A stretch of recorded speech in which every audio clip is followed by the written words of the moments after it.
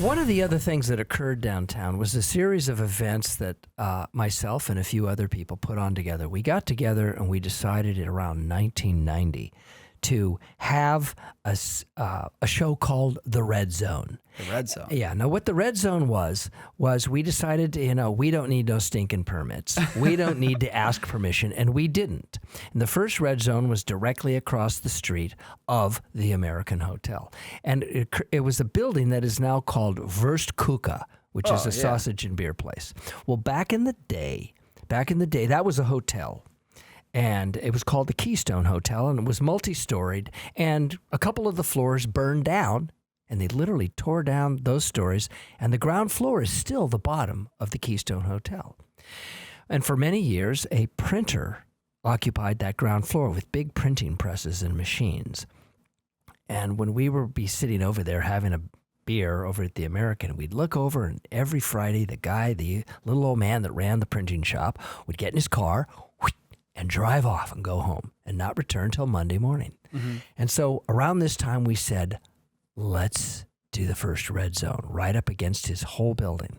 So on a Friday, we watched for that little man to get into his car. He locked up his door, got in, and drove off. And then all of us, about 10 or 15 people, got together with big 5-gallon buckets of red paint, fire engine bright red paint. And with rollers in hand, we painted his entire building from the ground to the rooftop on all sides bright red. Wow. And we had a big stencil that was made that said, Red Zone, Art Above the Law.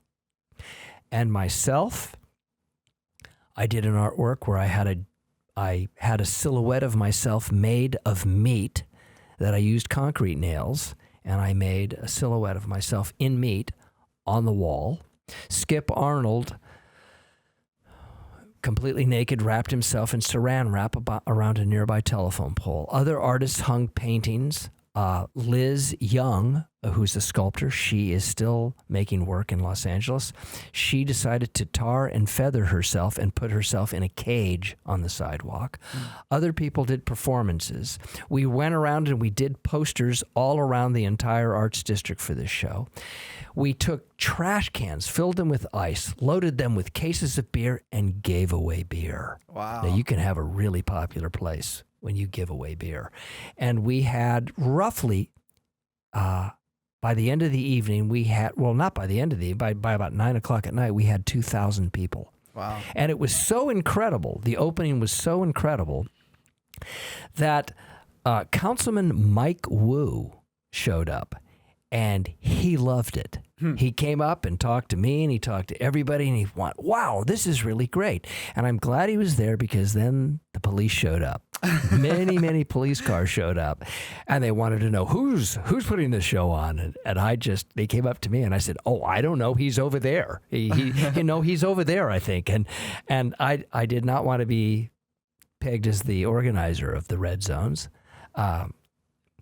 And they would just say, well, who's running this? And I would go, I don't know. I think the guy's over there, And so there was 2,000 people. But Mike Wu put an end to it. He said, no, this is really great. Everything is fine. And by the time the police arrived, most of the beer had been consumed. But still, there was an amazing amount of people.